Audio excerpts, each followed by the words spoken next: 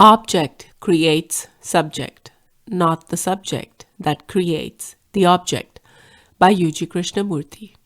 Hello everyone, this is author PB Flower. Welcome to my channel.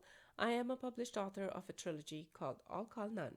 It is available on Amazon as ebook and paperback worldwide. Go ahead and check it out and please leave a review if you like it. If you don't talk to me. Okay, today I'm going to discuss rather difficult topic. Object, subject, an act of seeing. Some also know it as perceiver, perceived, perception, observer, observed, observation. So UG Krishnamurti had said object creates subject, not the subject that creates the object, which is actually opposite of what anybody would imagine to be. And he said, seeing is the same as hearing. All senses are culmination of knowledge, and that knowledge doesn't belong to us, physical body. If this I is gone, nothing else will exist. Thought interferes with us living in the moment, from moment to moment. Our knowledge interferes and gives meaning to the object that exists because we observed it. So I think it makes sense to me, but when I had first heard that video from UG, I was very confused, and my husband tried to explain it to me by giving me an example. Like he said that, look at that clock, because that clock is there, you are there. And it didn't make any sense to me, but he explained it to me further. And just recently, yesterday, I was discussing the same thing with my uncle. And he gave me a few pointers too, which were quite thought-provoking. Although thought is the one interfering and creating all this. So, and another interesting thing is that the observer, once has observed something, tries to control what he has observed. What does that mean? Well, the first thing is that our knowledge interferes and gives meaning to the object that exists because we observed it.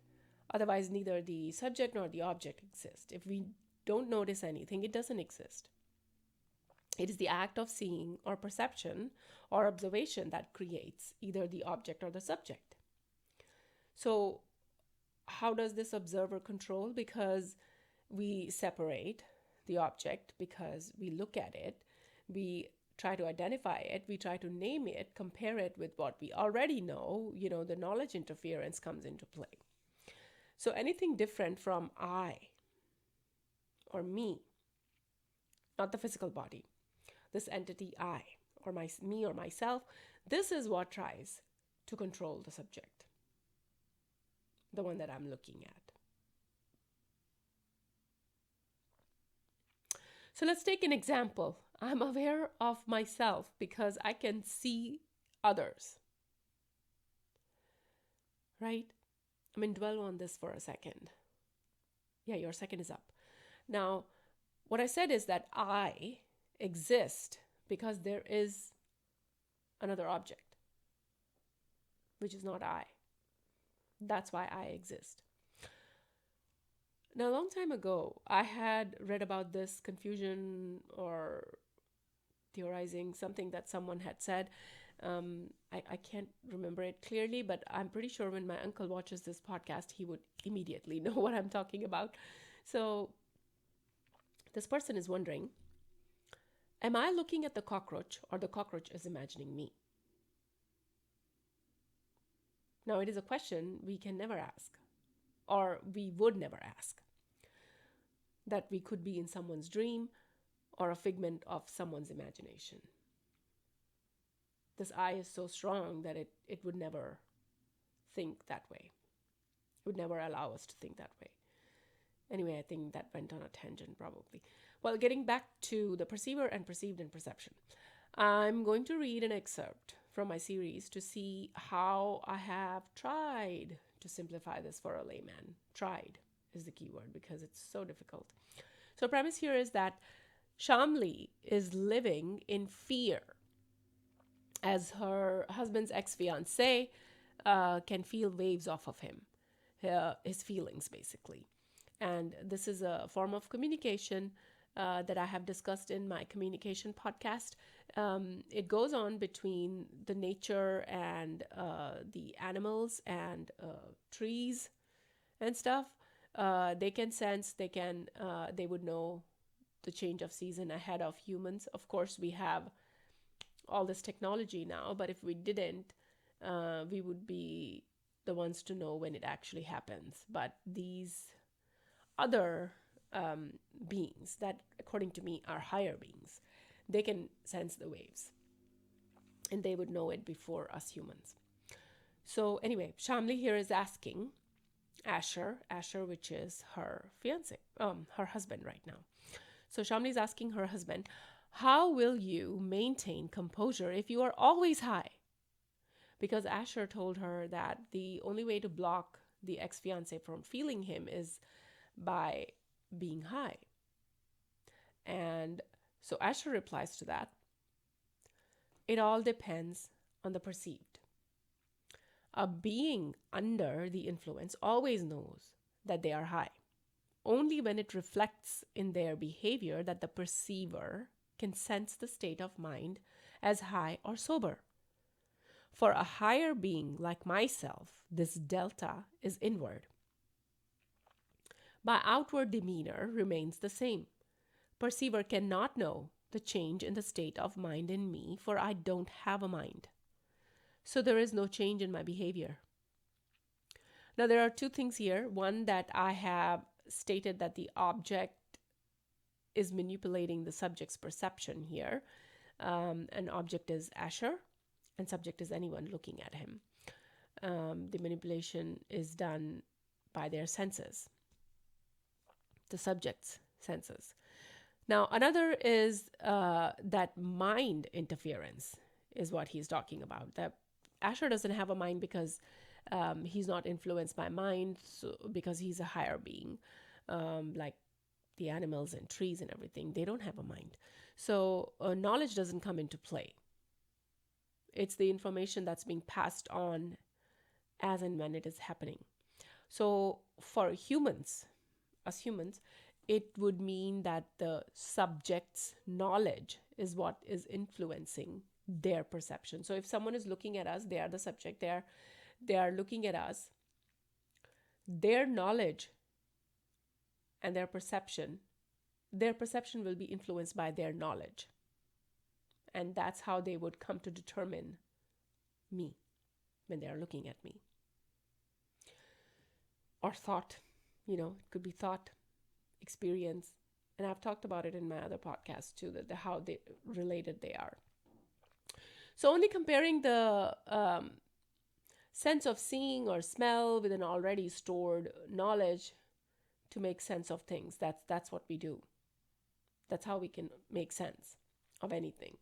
Is by first sensing it with one of our five senses or all of our five senses, and then we try to make sense of it by the stored knowledge. And then we brand it, we separate it, we name it. That's how it goes.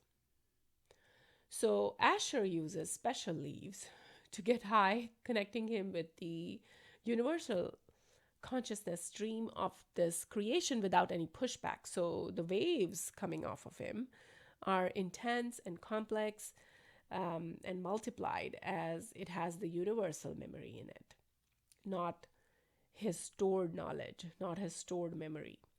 It's everything. And that is how the object is manipulating the subject with the universal knowledge. Okay? So the object is Asher and the subject is his ex-fiance. Now, it takes me back to the cockroach theory. So I guess we were not on a tangent probably. Could I be a subject of an inanimate object? Maybe. I mean, I'm open to anything. I'm not closed-minded. I'm not going to let all the knowledge that I have acquired stop me from believing something else. But anyway, let's take an example from everyday event to further simplify it for the critics. So, like me looking at this bottle, this was the closest thing. I can't pick up my mic. So, um, now if I'm looking at this bottle, it exists, right? If I'm touching it, I'm picking it up, it exists because my sense of sight and my sense of touch tells me that it exists. But when I look away, I'm not holding it, I'm just looking away. Does it still exist? Yes, it does. Because my memory is saying it does. I just put it right here. So my memory is saying it's right here. Nobody has come in. Nobody took it away. So yeah, it is there. Now let's say that every object that I'm looking at around me that I can touch, smell, I can't smell. I got cold, so I can't smell anything right now. But anyway, so let's say that every object here cannot be perceived by my five senses. Something goes wrong with my five senses, or the knowledge that is telling me goes away. There's no memory anymore. I don't have any experiences. Thoughts are gone. Does this object or any other object, do they still exist? Yeah, it does. I mean, they do, but not for what is left of me, because I don't have any knowledge and no thought, no experience, no memory. There's no I anymore. And the ability to separate everything from myself is lost. Will I even be able to notice anything if I don't have all of the five senses? Does the object not exist then? Do any of the objects not exist then? Yes, they do, but something faded away. So what faded away? Well, this I has faded away. Everything that this I was made of, all of these ideas are gone. So the object, as per me, the objects made me aware of this I, or created this I, taking advantage of my senses, taking advantage of the thoughts in me, taking advantage of all the knowledge that I was accruing. So if this I is gone, or all the ideas around this I is gone, the physical body that's left has nothing to do with observing, observer, observation. Subject, object, act of seeing. No. So would then everything be unknown to me? Yeah, I mean, not unknown. I mean, we cannot handle the unknown. And we will talk about it in some future podcast, because this unknown is something very deep. But what perhaps would be is that I am one with everything else in the creation, because there is no separation.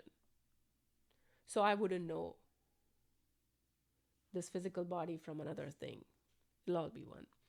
So for now, I think we can just remember that the self, or I, is the cause of the object, subject, and act of seeing shebang.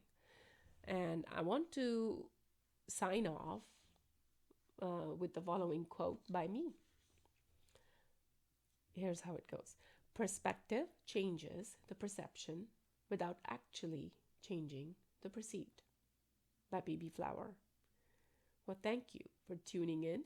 Until next time, bye-bye.